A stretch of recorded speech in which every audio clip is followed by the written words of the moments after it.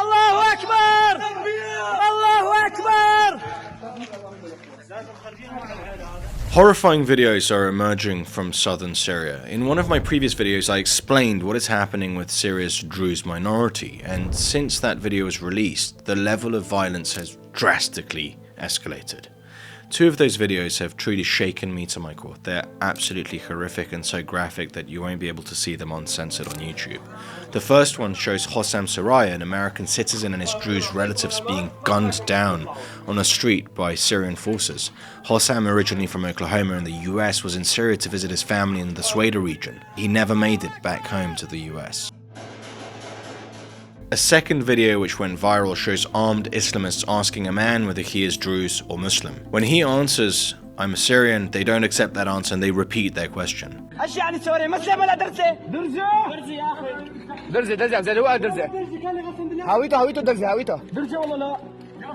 He answers that he is Druze and he's shot dead.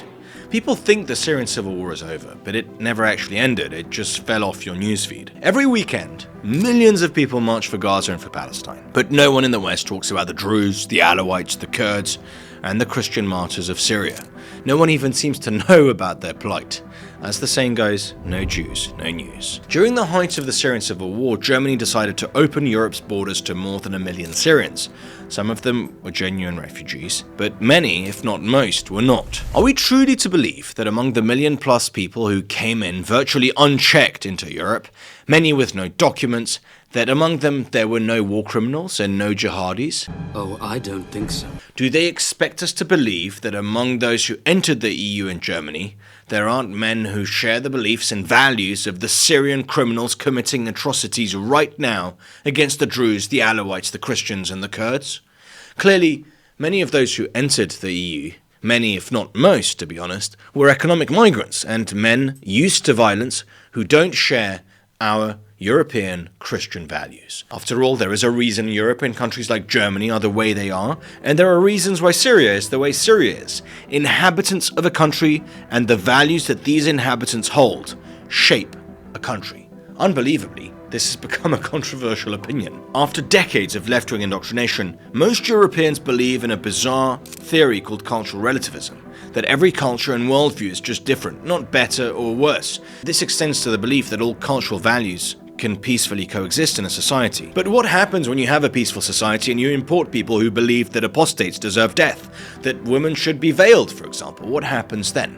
The data from Pew Research Centre is very sobering. They couldn't actually hold their polling in Syria due to security concerns, but there are fascinating data insights into Syria's neighboring countries. Let's just look at one metric: the endorsement of the death penalty for those who leave Islam. Overall, in the Middle East and North Africa, 56% of people believe that. In some countries, including Egypt and Jordan, this belief is near universal. In others, like Lebanon, Iraq, Tunisia, it's a significant minority, which ranges from 30 to 50% of inhabitants believe that those who leave Islam should be sentenced to death. That's an insane statistic. Following the mass arrival of Syrian men to Europe, unsurprisingly, there have been quite a few tragedies. Let me give you just 3 examples from March to May of this year. In Berlin, 19-year-old Syrian asylum seeker Wassim Al-M stabbed a Spanish tourist in the back at the Berlin Holocaust Memorial. Why did he do that? He told police when he was arrested that he wanted to kill Jews. A 23-year-old Syrian asylum seeker, Ahmed G, carried out a stabbing spree in Austria. A 14-year-old boy was killed, 5 others were injured.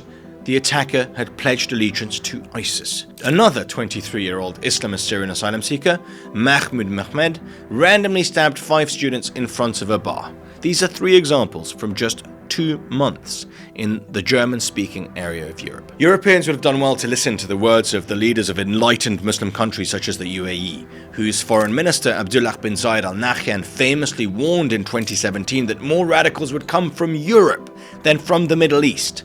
There will come a day that we will see far more radical extremists and terrorists coming out of Europe because of lack of decision-making, trying to be politically correct, or assuming that they know the Middle East and they know Islam and they know the others far better than we do. So why is this happening? Why are more radicals coming out of Europe today than there are out of the Middle East, because countries such as the UAE understand the threat of Islamism, and they understand the risk from having organizations such as the Muslim Brotherhood operate in the open.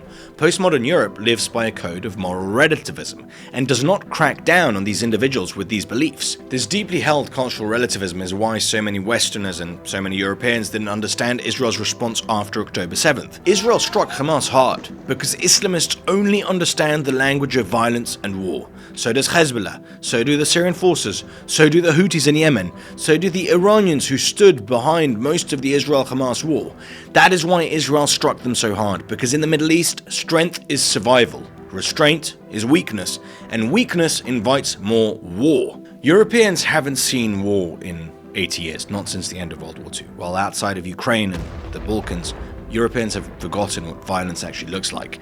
They don't understand that there are societies that are driven by things like religion, honor, and power, societies in the Middle East. Europeans would mock the idea that someone would kill another human being over a belief, because no European would kill someone over what they believe. But in Syria, people are literally dying for their beliefs. They're literally dying for being Druze instead of Muslim. And there are the videos out there to prove it. I showed them to you at the beginning of this video. And with Assad gone, many in the West believed peace would finally come in Syria. But under the new leadership of the Islamist terrorist Al Sharaa, it returned very fast. In March of this year, the forces of President Al Sharaa, as Jalani now calls himself, massacred 1,500 Alawite civilians in a brutal campaign carried out under direct orders from Damascus. Witnesses spoke of entire villages, entire Alawite villages, wiped out, gone from the face of the earth. In July, violence escalated between Bedouin tribes and the religious minority the Druze in southern Syria, Sweda. Syrian regime forces and Arab tribes quickly sided with the Bedouins, and hundreds of Druze were slaughtered. In the Middle East, sectarian, tribal and religious conflict are a literal way of life, and violence can and does explode at any moment. But Europe doesn't get that. Europeans don't understand, they refuse to believe that, because they've forgotten what war is. And now, war is literally knocking on our door. We see it with the Russian full-scale invasion of Ukraine. It's been going on for 3 years, a full-scale war. And there is now another very serious threat. It's the threat of migrants, mass migration. These migrants, the mostly combat-aged men, bring with them very radical ideologies and very strongly held beliefs. These men, mostly men, have been shaped, their whole lives have been shaped by war and by Middle Eastern radicalism. And Europe in some ways has reached the 11th hour. Unless it wakes up and rids itself of the illusions of cultural relativism, war might become a first-hand experience for us as well. Weakness invites aggression, and Europe has become very, very weak. And if we don't redress the loss of values that we're currently facing, we might look back and realize that we lost the war long before the first shot was ever fired. Muammar Gaddafi, in a now infamous quote, predicted this back in 2006. We have 50 million Muslims in Europe. There are signs that Allah will grant Islam victory in Europe without swords, without guns, without conquest. We will turn it into a Muslim continent within a few decades. Let's heed the warning of Muammar Gaddafi and make sure that this prediction never becomes reality.